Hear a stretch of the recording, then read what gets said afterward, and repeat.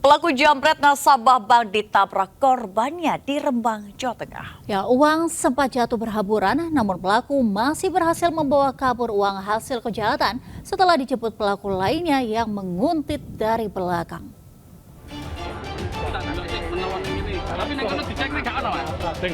Uang jutaan rupiah ini berhamburan dan diamankan Sandi Gito, pemilik uang yang dibantu petugas di Jalan Rembang, Blora, Jawa Tengah.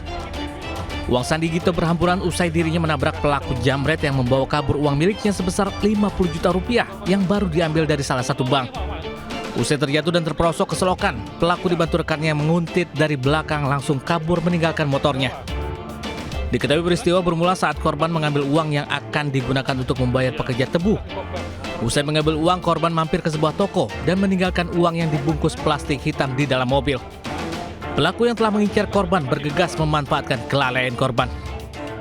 Pelaku sempat kabur ke arah Blora, kemudian dikejar oleh korban, sempat terjatuh, namun pada saat korban akan menghampiri pelaku ini sudah dijemput oleh temannya, seperti itu. Jadi ada pelaku lain ya? Ada pelaku lain, seperti itu, betul Pak.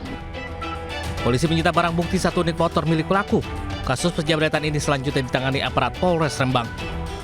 Dari Rembang, Jawa Tengah, Musyafa Anyus melaporkan. Kepergok saat mencuri sepeda motor. Seorang pelaku pencurian sepeda motor mengumbar tembakan di Bekasi, Jawa Barat untuk melarikan diri. Beruntung pemilik motor yang memergoki aksi pelaku luput dari tembakan. Pelaku pencurian sepeda motor masuk ke dalam rumah korban di Jalan Sersan Marzuki, Kelurahan Pekayun Jaya, Bekasi Selatan, Kota Bekasi, Jawa Barat. Pelaku masuk ke dalam rumah dengan merusak gembok pagar dengan cairan kimia.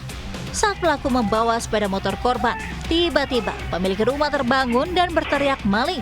Pelaku yang panik langsung keluar dengan membawa sepeda motor curian dan mengumbar tembakan senjata api ke udara. Takut terkena tembakan, pemilik membiarkan pelaku membawa kabur sepeda motor miliknya.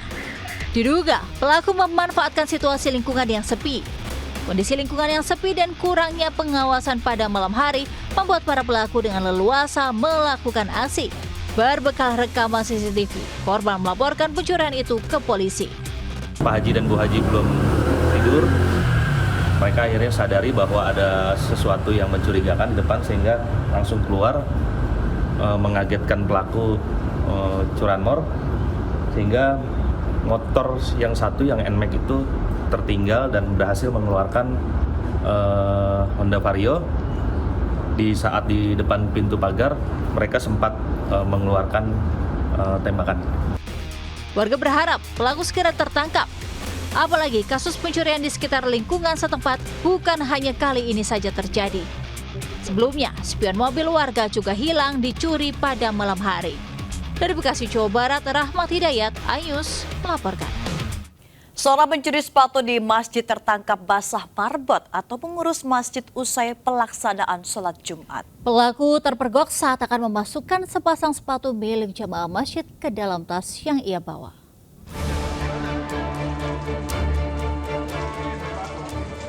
Marbot Masjid Al-Muhajirin Kompleks Pemkot Surabaya ini mengamankan seorang pria yang tertangkap basah mencuri sepatu milik jemaah sholat Jumat di masjid setempat. Pelaku digelandang ke kantor takmir masjid beserta tas yang dibawa dan barang bukti sepatu yang hendak dicuri. Saat diinterogasi, pelaku mengaku baru pertama kali mencuri sepatu di Masjid Al-Muhajirin yang ada di Jalan Jemerto, Surabaya. Sebelumnya, pelaku yang ikut sholat Jumat menampilkan gelagat mencurigakan. Pelaku yang berada di saf luar masjid terlihat tak kusuk beribadah. Malah justru menengok ke arah kanan dan kiri tempat sepatu. Pelaku kemudian terpergok memasukkan sepasang sepatu milik jemaah ke dalam tas yang dibawa dan langsung diringkus pihak marbot masjid. Sampai taruh di tas itu sepatunya? Belum Mbak, belum saya masukin Mbak, saya tenteng Mbak. Terus ketangkep ini? Iya. Jumatannya nggak fokus, hitungannya nggak kayak Jumatan namanya. Hitungannya kalau itu nggak bisa, sepatunya nggak dipakai, langsung dimasukkan ke tas.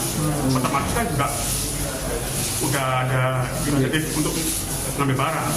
Bukannya biasanya orang kalau pakai sepatu dipakai, itu nggak ambil dulu, baru tempat aman, masuk angka. Hilangnya sepatu jemaah sudah sering terjadi di masjid ini. Untuk memberi efek jera dan mempertanggungjawabkan perbuatannya, pelaku pun dijemput anggota Satreskrim Polrestabes Surabaya. Dari Surabaya, Jawa Timur, Hari Tambayong, Ainis melaporkan. Pasangan suami istri terekam kamera CCTV saat melakukan pencurian seekor kucing milik warga di Kota Bekasi, Jawa Barat. Korban tidak melaporkan kasus tersebut ke pihak kepolisian dan memviralkan ke media sosial dengan harapan pelaku dapat mengembalikan kucing yang berharga jutaan rupiah.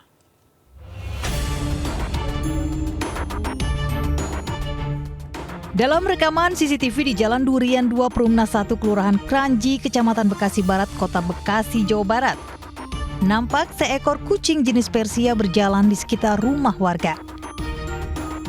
Tiba-tiba sebuah motor yang ditumpangi diduga pasangan suami istri berhenti dan melihat ke arah kucing tersebut. Sang pria langsung turun dari motor dan mengambil kucing. Kucing pun sempat memberontak, namun dengan sigap pelaku menggendong kucing dan kedua pelaku langsung tancap gas ke arah Kranji, Bekasi Barat. Masuk, mau keluar, dia ngikut. Suami saya masuk, dia jalan ke sana. Terus tiba-tiba ada yang naik motor berdua dari arah timur, langsung berhenti di pojok. Terus nengok, langsung masuk sana, balik lagi, terus balik lagi ngeliat kucing gitu diambil. Langsung diambil. Iya, diambil. Pasca kejadian, pemilik kucing memang tidak melaporkan kasus ke pihak polisian. Namun pemilik kucing mencetak hasil rekaman CCTV dan menempelkannya di jalan. Berharap ada itikat baik dari pelaku untuk mengembalikan kucing kesayangan anaknya ini. Dari Bekasi, Jawa Barat, Rahmat Hidayat, Ainis melaporkan. Pemirsa, polisi menangkap seorang nelayan yang membawa sabu di perairan Belawan, Kota Medan, Sumatera Utara. Modus pelaku menggunakan sampan kecil dengan berpura-pura melaut mencari ikan.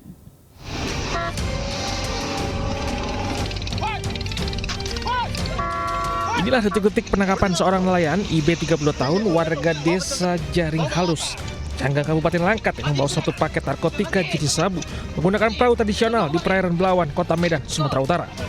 Polisi berhasil menangkap pelaku yang diduga merupakan bandar setelah mendapatkan informasi dari masyarakat menyelundupkan sabu seberat 49,90 gram melalui wilayah Langkat, Sumatera Utara. Modus pelaku menggunakan sampan kecil dengan berpura-pura melaut mencari ikan karena di dalam sampan terdapat peralatan melaut seperti jaring dan tempat ikan. Melaut lah.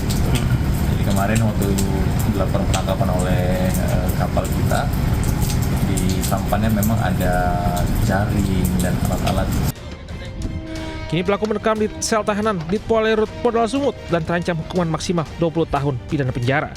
Polisi juga masih menyelidiki jaringan bisnis barang haram pelaku yang diduga memiliki keterkaitan jaringan narkotika internasional. Dari Medan, Sumatera Utara, Yuda Bahar melaporkan. Pemirsa, keluarga Peggy membantah keterlibatan Peggy Setiawan dalam kasus pembunuhan Vina dan Eki. Keluarga memiliki bukti Peggy sedang berada di Bandung saat pembunuhan terjadi pada Agustus 2016 silam. Izin dulu, boleh. Oke, nanti.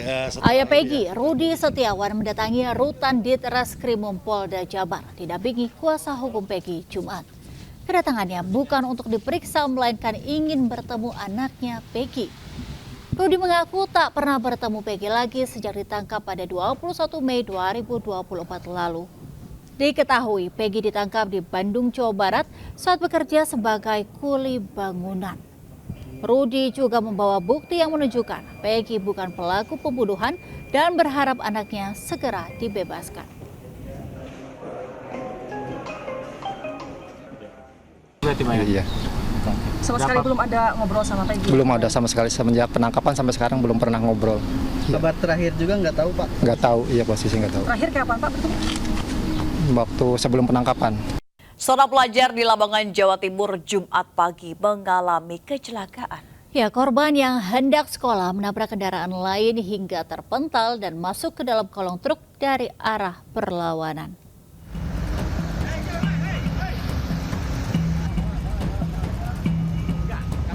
Warga di sekitar Jalan Poros Pantura, Lamongan, Jawa Timur berupaya mengevakuasi seorang pelajar yang masuk ke dalam kolong truk. Korban terpental usai terlibat kecelakaan dengan sebuah mobil angkutan barang. Proses evakuasi Muhammad Akbar Hidayatullah, warga Kecamatan Turi, berlangsung dramatis lantaran korban terjepit di bawah kolong truk. Pelajar salah satu SMK negeri di Lamongan ini sebelumnya mengalami kecelakaan di Jalan Panglima Sudirman saat melaju dari arah Tuban menuju Surabaya. Kerasnya benturan menyebabkan korban terpental ke jalur berlawanan dan masuk ke dalam kolong truk. Tidak sempat menghindar, sopir truk langsung melakukan rem mendadak. Beruntung korban tidak terlindas, langsung dilarikan ke Rumah Sakit Muhammadiyah Lamongan untuk mendapatkan perawatan. Aku kan arah teko Surabaya arah nang Tuban ya toh. Aku no jalurku dhewe bisa ndang lewati setengah marka dalan ya toh. Lah si korban dari arah barat mau ke timur. Konvoy sama bok ya toh. Nah, si korban kena bok depannya itu jatuh ke arah saya. Evakuasi korban yang berlangsung dramatis menyebabkan jalur poros Pantura Lamongan sempat mengalami kemacetan. Dari Lamongan, Jawa Timur, Abdul Wahid Ayus melaporkan. Pemirsa, diduga hilang kendali akibat jalan licin. Sebuah bus antar kota dalam provinsi terjun ke dalam jurang sedalam 10 meter di Jalan Baru Kukuak, Arosuka, Kabupaten Solok, Sumatera Barat. 2 orang penumpang terluka dan 1 orang sopir bus tewas. Jalan Baru Guguk. Bus yang berisikan 3 orang penumpang ini terperosok ke dalam jurang setelah mengalami hilang kendali di area penurunan dan masuk ke jurang. Sejumlah pengendara yang lewat di sekitar lokasi dan warga tampak berusaha mengevakuasi sejumlah penumpang dan sopir bus dari dalam jurang. 2 dari 3 orang penumpang bus mengalami luka dan dilarikan ke Rumah Sakit Umum Daerah Arosuka. Sementara itu, sopir bus meninggal dunia di rumah sakit. Para pengendara pun dihimbau agar berhati-hati melintas di kawasan tersebut karena jalanan licin dan terdapat penurunan.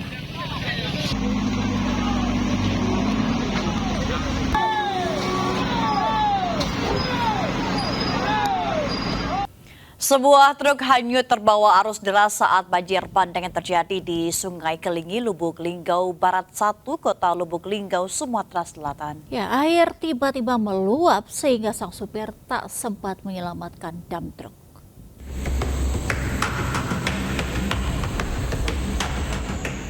Sebuah dam truk terjebak di Sungai Kelingi, Kelurahan Ulak Lebar, Kota Lubuk Linggau akibat diterjang banjir bandang. Mobil yang terjebak di dalam sungai terpaksa dievakuasi dan ditarik menggunakan alat berat ekskavator. Warga nampak kesulitan mengevakuasi dam truk lantaran sungai berbatu juga berarus deras. Sebelumnya dam truk sedang berada di tepi Sungai Kelingi untuk mengangkut batu dan koral yang dikeruk dari sungai untuk keperluan membuat pondok pesantren. Tiba-tiba air sungai naik mendadak membuat sang sopir panik menyelamatkan diri meninggalkan mobil tersebut di tepi sungai. Truk pun terseret sekitar 100 meter dari lokasi memuat batu tersebut. Kemudian surut juga cepat dan alhamdulillah tidak ada korban juga. Dan mobil itu juga sudah dievakuasi sekarang. Oh, dievakuasi menggunakan apa kemarin itu? Menggunakan alat. Ya. Tidak ada korban jiwa dalam peristiwa banjir bandang ini. Namun pemilik dam truk mengalami kerugian hingga puluhan juta rupiah. Dari Lubuk Linggau, Sumatera Selatan, Sudirman, Ainus melaporkan. Pemirsa, akibat kebocoran pipa PDAM, ruas Jalan Inspeksi Kalimalang, Kota Bekasi, Jawa Barat mengalami kemacetan. Bahkan bocoran pipa saluran air membuat jalan licin menimbulkan kecelakaan.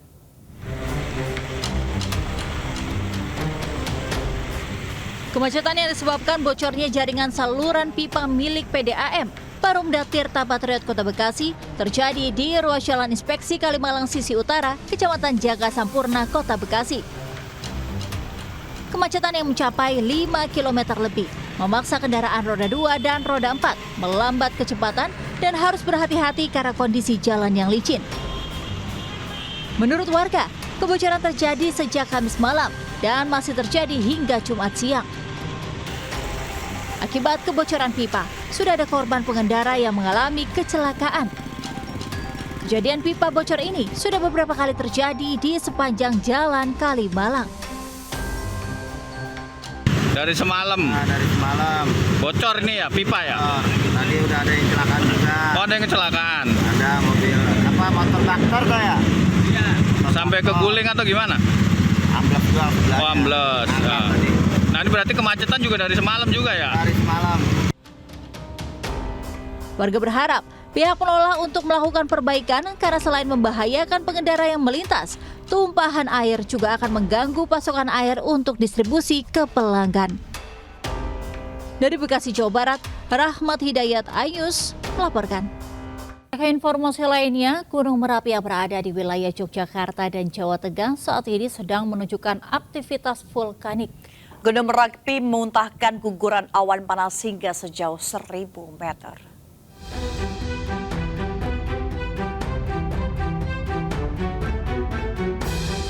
Gunung Merapi kembali menunjukkan aktivitas vulkanik pada Jumat pagi. Terekam kamera pemantau dari Balai Penyelidikan dan Pengembangan Teknologi Kebencanaan Geologi BPPTKG Yogyakarta. Gunung Merapi pada Jumat pagi pukul 5.30 waktu Indonesia Barat memuntahkan guguran awan panas sejauh 1.000 meter ke arah barat daya Hulu Kali Bebeng. Warga di wilayah lereng Gunung Merapi diimbau tetap siaga saat potensi semburan awan panas yang dapat kembali terjadi sewaktu-waktu. Aktivitas vulkanik Gunung Merapi saat ini masih ditetapkan pada level 3 siaga. Dari Yogyakarta, Gali Wisma Anyus melaporkan. Pemirsa, Komisioner Badan Penyelenggara Tabungan Perumahan Rakyat BP Tapera Heru Pudia mengatakan kesenjangan kepemilikan rumah sangat tinggi sehingga masyarakat harus dilibatkan.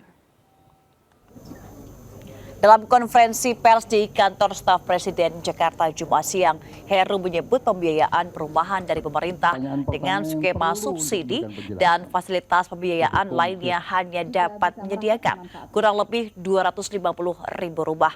Sementara itu, pertumbuhan permintaan rumah mencapai 700 hingga 800.000 rumah tangga setiap tahunnya. Menurut Heru, Tapera dibuat untuk melibatkan masyarakat untuk pemenuhan kebutuhan rumah yang tinggi. Penyelenggaraan Tapera diatur dalam peraturan pemerintah nomor 21 tahun 2024 yang telah diteken Presiden Jokowi pada 20 Mei silam.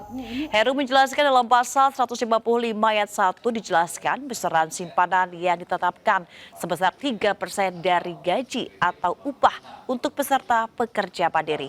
Angka 3% ditanggung oleh pemberi kerja sebesar 0,5%, sedangkan sisanya 2,5% ditanggung oleh pekerja. Kita melihat program kita hari ini di PUPR ya, ada siapa saja yang wajib menjadi peserta, wajib atau enggak kan itu pertanyaan. Ya. Kalau melihat substansi Undang-Undang Nomor 4 2016 tentang Tapera, ya harus dipahami tidak semua pekerja diwajibkan menjadi peserta Tapera. Hanya yang pendapatannya lebih dari upah minimum, di bawah upah minimum tidak wajib menjadi peserta Tapera. Aksi unjuk rasa menuntut penghapusan uang pangkal atau iuran pengembangan institusi di halaman Balairung Universitas Gadjah Mada Yogyakarta ricuh. Insiden bermula saat pihak kampus hendak gladi bersih peringatan Hari Lahir Pancasila, namun di lokasi berdiri tenda mahasiswa demonstran.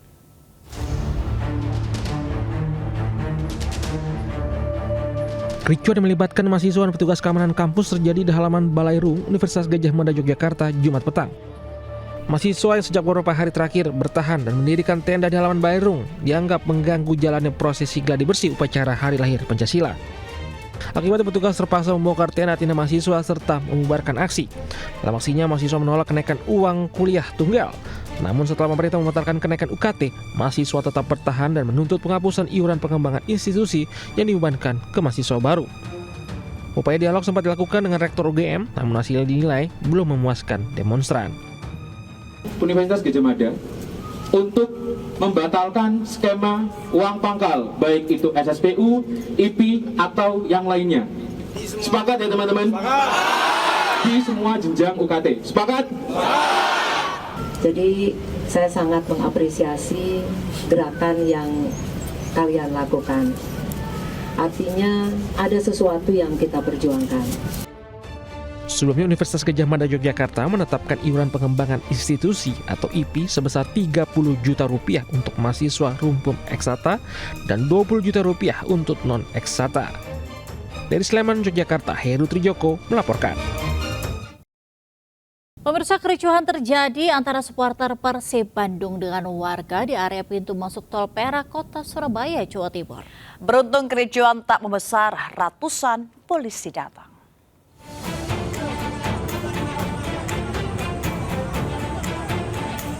Kericuhan terjadi antara oknum supporter Persib Bandung dengan warga di pintu masuk Tol Perak, Surabaya, Jawa Timur. Sejumlah oknum supporter Persib turun dari bus yang hendak masuk tol dan langsung menyerang warga. Sempat terjadi keributan antara warga dan oknum supporter tersebut. Beruntung polisi yang datang langsung melerai keduanya hingga kericuhan tidak jadi meluas. Mengantisipasi kericuhan, polisi langsung mengawal bus supporter Persib yang hendak melewati jalan tol untuk menuju Bangkalan, Pulau Madura. Sebelumnya, oknum supporter Persib Bandung sempat bikin rusuh memukul warga dan mengancam warga dengan stik golf di SPBU Perak Barat. Sebagian sih langsung ke sana. Ada yang dipukul katanya masih. Dipukul? Nggak nyampe. Ngomong apa kok langsung dipukul, Mas? Ya cuma ya apa ya? Ya pakai apa ya? Enggak, bisnya itu mau masuk tol berhenti, terus turun semua gitu. Turun semua. Penonton yang datang tidak sesuai dengan prosedur dan antisipasi sehingga tidak terjadi benturan antara supporter sehingga dilakukan pola-pola pengamanan. Polisi juga mengerahkan 220 petugas dari Polres Pelabuhan Tanjung Perak ditambah pasukan Brimopolda Jatim untuk melakukan pengamanan di sejumlah titik, di antaranya eksit Tol Perak untuk mencegah kericuhan. Para supporter Persib Bandung itu rencananya akan menonton pertandingan final leg kedua Liga 1 antara Persib Bandung melawan Madura United di Bangkalan, Madura. Dari Surabaya, Jawa Timur, Nur Syafei, iNews melaporkan. Pemirsa, kehabisan nomor antrian, mak-mak memarahi petugas piket di RSUD Tengku Mansyur, Tanjung Balai, Sumatera Utara. Ya, ia emosi karena kuota pasien di Polimata dibatasi hingga tidak bisa berobat.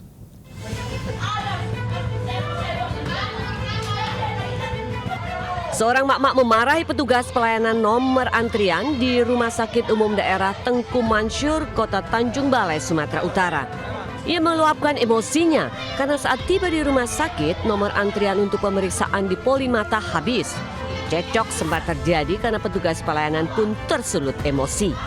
Beruntung keributan antara keduanya tak berlangsung lama karena berhasil diredam keluarga pasien. Dari keterangan pihak rumah sakit, habisnya nomor antrian karena setiap poli memiliki kuota perharinya. Sudah habis semua nomor antriannya. Tapi ibu itu nggak mengertilah begitu. Dia marah-marah. Ketika kami datang, kami cek di tempat antrian, ternyata sudah habis di Polimata itu. Untuk memperbaiki pelayanan, pihak rumah sakit akan menentukan waktu pembukaan pengambilan nomor antrian secara manual. Warga yang berobat juga bisa mengambil nomor antrian secara online. Dari Tanjung Balai, Sumatera Utara, Ulil Amri, iNews melaporkan. Pemirsa, harga komoditas pangan masih mengalami kenaikan. Di Pasar Kebayoran Lama, Jakarta Selatan, harga cabai rawit merah tembus di harga Rp55.000 per kilogram. Penyebabnya gagal panen sehingga stok barang menipis.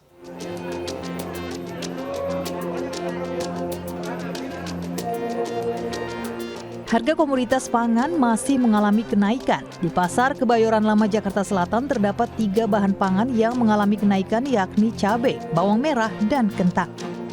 Cabai rawit keriting tembus di harga Rp50 hingga Rp55.000 dari harga semula Rp30.000. Bawang merah yang semula ada di harga Rp35.000 kini naik menjadi Rp50.000 per kilogram. Sementara kentang mencapai Rp20.000 per kilogram.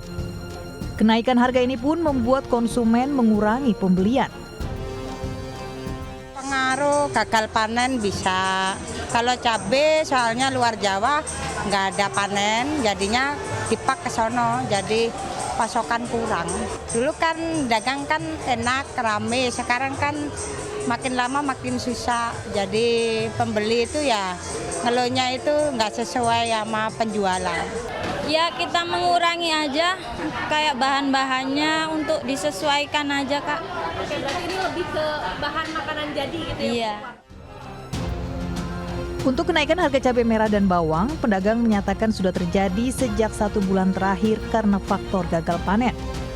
Pedagang pun meminta pemerintah untuk melakukan stabilisasi harga pangan apalagi jelang Hari Raya Idul Adha.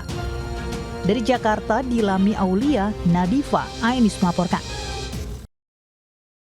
Pemirsa, PT Pertamina melalui PT Pertamina Patra Niaga bakal memperlakukan aturan penyertaan KTP setiap pembelian gas LPG 3 kg mulai hari ini 1 Juni 2024. Ya, penggunaan KTP untuk memastikan pemberian subsidi tepat sasaran.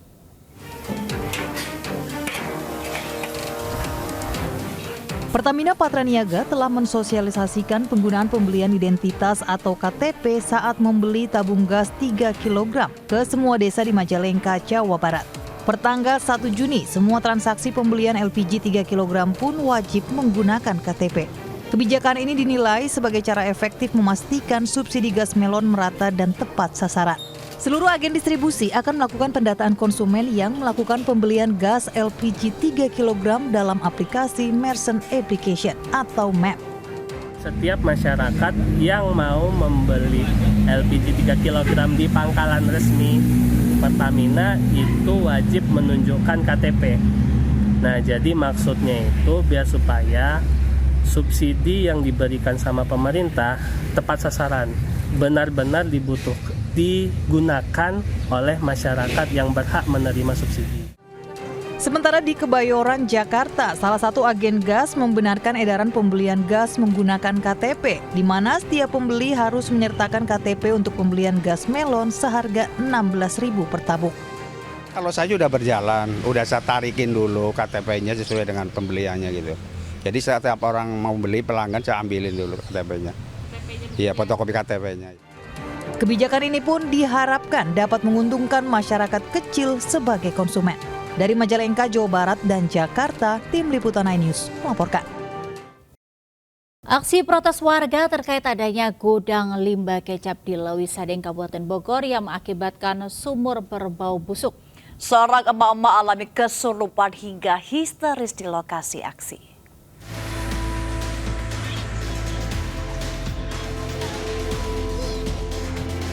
Seorang mak-mak tiba-tiba tumbang dan histeris seperti kesurupan saat warga menggelar aksi demo di depan gudang pengelola limbah plastik kecap Kampung Paku, Desa Sadeng, Lewisadeng, Bogor, Jawa Barat.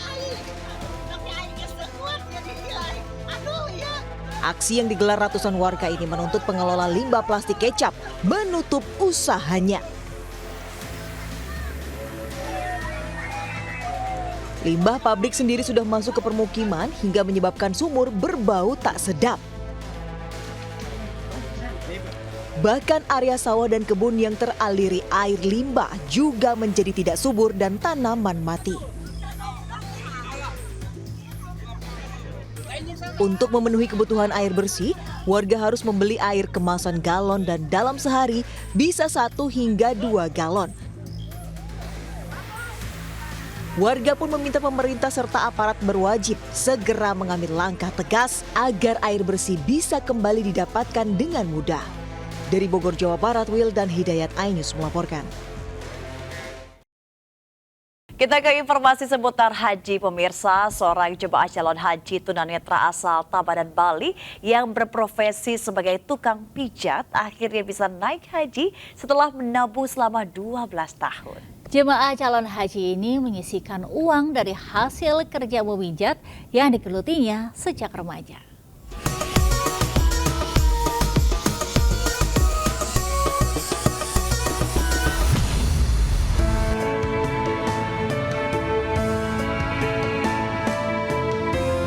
Bersama 371 jemaah calon haji asal Bali yang tergabung dalam kloter 72, Kasio tiba di asrama haji Sukolilo, Surabaya.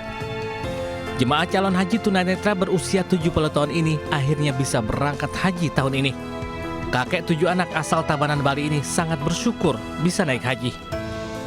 Hal ini dikarenakan ibadah haji ke Tanah Suci Mekah yang dimimpikan sejak lama ini akhirnya terkabul.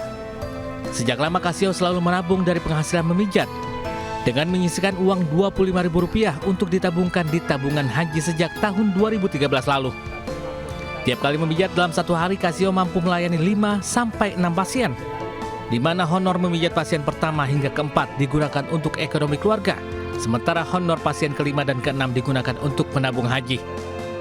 Alhamdulillah. Senang ya Pak? Senang banget. Apa sih Pak? Satu pasien karena tahunnya berkembang, ya pertama dulu pernah 25, terus tambah tahun 30, ya sesuai dengan keadaan. Kalau sekarang ini 60.000. Jadi kalau mijat 5 pasien gitu, yang satu pasien masuk, yang 4 untuk keluarga, kan udah diniatin gitu jatahnya gitu.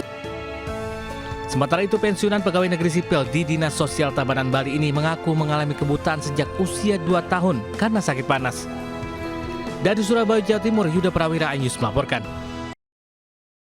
Berkunjung ke kota Madinah rasanya tak lengkap jika tak berbelanja oleh-oleh seperti kurma dan aneka cemilan lainnya.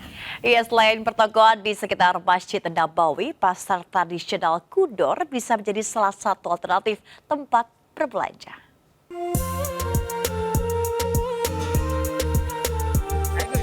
Hilir mudik pengunjung terlihat ramai di selasar maupun lapak pedagang di Pasar Kudor, Madinah, Arab Saudi ini. Ya, Pasar Kudor merupakan pasar tradisional terbesar yang ada di Kota Nabi. Berlokasi sekitar 3 km di sebelah barat Masjid Nabawi, pasar ini menawarkan sensasi berbelanja oleh-oleh khas Madinah dengan harga yang ramah di kantong dan bisa ditawar. Salah satunya di toko oleh-oleh Al-Jaudah Dates. Di sini bermacam jenis kurma, coklat dan cemilan lainnya dijual dengan harga bersaing. Seperti kurma ajwa atau kurma Nabi, kualitas premium yang dibanderol mulai 40 hingga 80 rial per kilogramnya. Uniknya pengunjung boleh mencicipi kurma dan yang lainnya sesuka hati. Kebanyakan jamaah atau mungkin mahasiswa Madinah belanja di Suk Khudor atau Pasar Khudor ini karena memang dari segi harga emang lebih murah. Bisa perbedaannya 5 sampai 10 real. Dan kalau dirupiahkan itu berarti 20 sampai sekitar 40 ribu perbedaannya kalau ketimbang kita berbelanja di sekitar Masjid Nabawi. Tak heran jika Pasar Kudor sering menjadi tempat mahasiswa atau WNI berbelanja kebutuhan dapur atau berburu oleh-oleh untuk dibawa pulang ke tanah air. Buka setiap hari mulai pukul 7 pagi hingga 12 malam. Selain komoditas kurma, di pasar ini juga terdapat lapak pedagang sayur-sayuran, buah-buahan, ikan dan bermacam hasil laut lainnya. Dari Madinah, Arab Saudi, Suhud Nurfadli, iNews, anggota Media Center Haji 2024 melaporkan. Para jemaah calon haji yang berada di Madinah sudah bergerak menuju Mekah. Ya, bahkan kantor urusan haji Indonesia Dakar Madinah menetapkan 1 Juni sebagai hari terakhir keberangkatan jemaah dari Madinah ke Mekah untuk gelombang haji pertama. Pemirsa, saat ini saya sedang berada di kantor urusan haji Indonesia daerah kerja Madinah. Dapat saya laporkan bahwasanya hari ini 1 Juni 2024 merupakan hari terakhir pendorongan jemaah Indonesia gelombang pertama dari kota Madinah menuju ke kota Mekah. Adapun rencananya hari ini akan diberangkatkan sebanyak 12 kloter atau setara dengan 4.700 jemaah menuju ke kota Mekah untuk menjalankan rangkaian ritual ibadah haji yang dimulai dengan umroh wajib. Keberangkatan dari tanah air hari ini dijadwalkan sebanyak 20 kloter atau setara dengan 7.800-an jemaah haji dengan tujuan ke Jeddah. Selanjutnya jemaah haji akan melakukan perjalanan darat menggunakan bus selama kurang lebih 4 sampai dengan 5 jam menuju ke kota suci Mekah. Pemirsa, keberangkatan jemaah haji gelombang 2 Indonesia akan berakhir pada 10 Juni nanti. Adapun terkait status 24 WNI yang pada 28 Mei kemarin terjaring razia polisi Arab Saudi di Masjid Bir Ali, saat ini dapat saya informasikan bahwasanya 2 jemaah berinisial MH dan JJ ditetapkan sebagai tersangka. Mereka berperan untuk merekrut atau mengkoordinir 22 jemaah lainnya. Saat ini mereka ditahan di kantor polisi di di kota Madinah. Adapun ke-22 jemaah Indonesia lainnya saat ini sedang berada di kantor imigrasi untuk selanjutnya nanti malam 1 Juni pukul 11 waktu Arab Saudi akan dideportasi dan diterbangkan ke Indonesia dengan menggunakan pesawat Garuda. Dari Madinah, Arab Saudi, Sunur Fadli, iNews, anggota Media Center Haji 2024 melaporkan. Ya, Mega dan juga pemirsa, ada informasi kuliner yang menarik ini. Es dawet atau cendol, biasanya kita ketahui ya, rasanya tuh manis begitu ya. Tapi tidak di Yogyakarta. Es dawet khas Kulon Progo ini justru terasa pedas karena diberi bumbu kacang dan sambal. Namanya es dawet sambal. Wah, menarik ya di Angel. Rasanya ya dicampur antara dawet dan pecel ini membuat penggemar es penasaran. Dan berikut liputannya.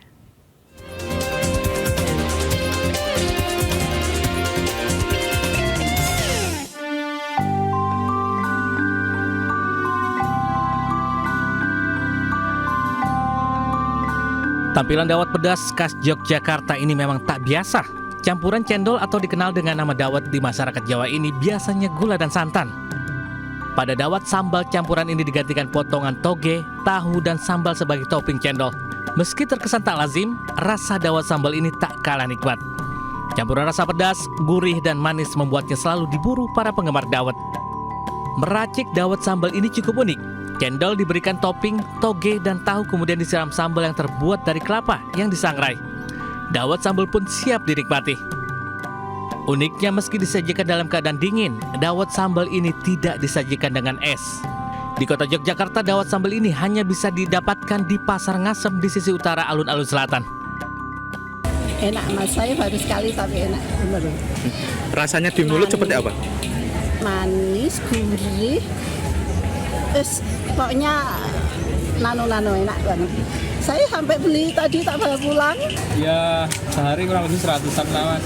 Ya, tapi dari hari pertama sampai hari kedua ya, kemarin hari pertama sempat kurang ramai ya. Hari kedua kemarin alhamdulillah jam 3 udah habis.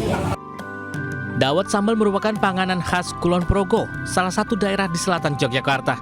Dawet sambal ini tak dijual di kios-kios seperti panganan lainnya. Namun hanya ada di acara-acara tertentu seperti bazar kuliner yang ada di Pasar Ngasem ini. Dari Yogyakarta, Gali Wisma, iNews melaporkan. Ya pemirsa dan juga Angel, tadi kuliner ya. Kita sekarang jalan-jalan ke wisata alam dan objek wisata kali ini menyuguhkan beragam wahana unik dengan latar danau dan gunung serta area persawahan. Dilengkapi dengan beragam aktivitas tersedia di kawasan Kelurahan Cibeber, Kota Cimahi. Ya, objek wisata ini Mega menjadi alternatif untuk mengisi waktu liburan. Penasaran seperti apa keseruannya? Mari kita simak liputan berikut ini.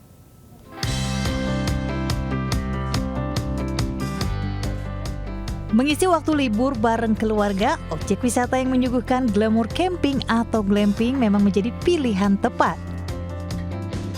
Seperti objek wisata yang berlokasi di kawasan Kelurahan Cibeber, Kecamatan Cimahi Selatan, Kota Cimahi, Jawa Barat ini. Objek wisata ini menyuguhkan pemandangan alam danau, gunung, serta area pesawahan. Selain itu, suhu udara yang sejuk membuat pengunjung betah untuk berlama-lama, menghabiskan waktu liburan bersama kerabat ataupun keluarga tercinta. Beragam fasilitas lengkap tersedia, mulai area glamping yang didesain dengan unik dan apik. Fasilitas lainnya terdapat restoran dengan tempat makan dengan berbagai pilihan lokasi. Wisata glamping ini pun banyak diminati setiap memasuki waktu libur atau akhir pekan. Ini enak banget, nyaman, cozy, terus sawahnya ini luar biasa, adem banget. Dan yang pasti sejuk. Dan yang pasti apa? Makanannya top. Itu dari berbagai daerah, ya, termasuk luar kota Bandung pun ada, dari Bekasi, Kerawang, dari Garut, Tasik juga penasaran ingin lihat seperti apa keindahan teras Ciseban, keindahan Cimahi yang memang hanya satu-satunya di Cimahi. Dengan tiket masuk Rp5.000 per orang, pengunjung bisa menikmati beragam wahana wisata yang memanjakan mata. Dari Bandung Barat, Jawa Barat, Yuwono Wahyu, Ainus melaporkan. Puluhan warga dusun Karangmanis Gerobokan saling dorong dan berdesakan saat antusias berebut gunungan dalam tradisi sedekah bumi. Iya, tradisi ini sebagai ungkapan syukur atas hasil panen berlimpah.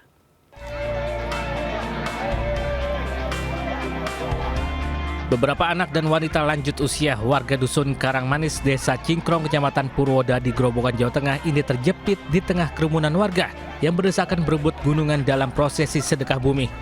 Meski sudah posisi terjepit, anak-anak dan ibu-ibu ini justru kian bersemangat dan merangsek maju dari bawah kerumunan untuk kembali berebut hasil bumi. Tradisi sedekah bumi ini telah turun-temurun dilakukan dengan ritual menyembelih kerbau. Namun 3 tahun terakhir ini warga mulai menambahkan prosesi dengan sebuah gunungan hasil bumi. Sebelum rebutan gunungan, arak-arakan keliling desa dilakukan sambil membawa gunungan.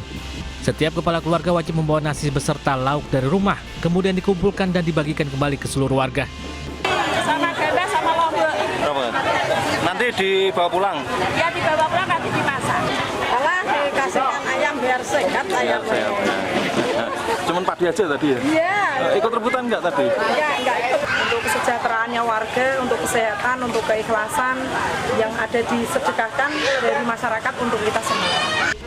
Tak hanya sebagai ungkapan rasa syukur atas hasil panenan melimpah, tradisi sedekah bumi ini mengajak warga untuk belajar tentang keikhlasan menghadapi kehidupan dan harapan berkah dan kesehatan. Dari Gerobokan, Jawa Tengah, Rustama Nusantara, Anyus melaporkan. Pemirsa, puluhan siswa Madrasah Ibtidaiyah di Gresik panik dan berhamburan keluar kelas akibat seekor kera liar yang tiba-tiba masuk ke dalam ruang kelas sekolah. Petugas Damkar Gresik yang datang ke lokasi kejadian sempat kesulitan karena kera berusaha menyerang siapapun yang mendekatinya.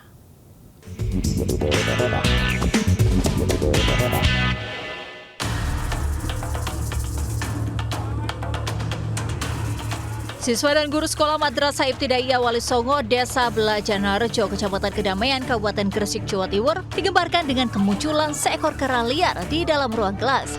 Sejumlah guru dan siswa panik dan berhamburan menyelamatkan diri keluar kelas. Seekor kera liar tiba-tiba muncul dan bergelantungan di halaman sekolah. Kemunculan kera liar mengganggu aktivitas belajar mengajar di dalam ruang kelas karena kera berlarian dan berusaha menyerang. Pihak sekolah pun meminta bantuan petugas Damkar Kabupaten Gresik untuk mengevakuasi hewan primata ini. Petugas sempat kesulitan karena kera terus berlarian mencari tempat bersembunyi. Kera pun berhasil dievakuasi setelah 3 jam oleh 10 petugas Damkar Gresik. Banyak yang ada di Yayasan Wali Songo atau MI Wali Songo dan sudah tertangkap dalam waktu yang 3 hari ini. Pagi ini datang lagi, nampaknya kera yang sama, sehingga kami tangkap bersama-sama guru dan teman-teman Damkar. Alhamdulillah bisa kita tangkap sehingga tidak terganggu proses belajar mengajar itu. Usai dievakuasi, petugas langsung menyerahkan kera nakal ke BKSDA Jatim. Dari Gresik, Jawa Timur, Agus Ismanto, Ayus melaporkan. Sementara seekor harimau Sumatera masuk ke pekarangan Masjid Alisma Alius Negari Batangbarus, Kecamatan Gunung Talang, Kabupaten Solok, Sumatera Barat. Petugas gabungan dari BKSDA dan kepolisian melakukan upaya pengusiran harimau tersebut agar kembali ke dalam hutan.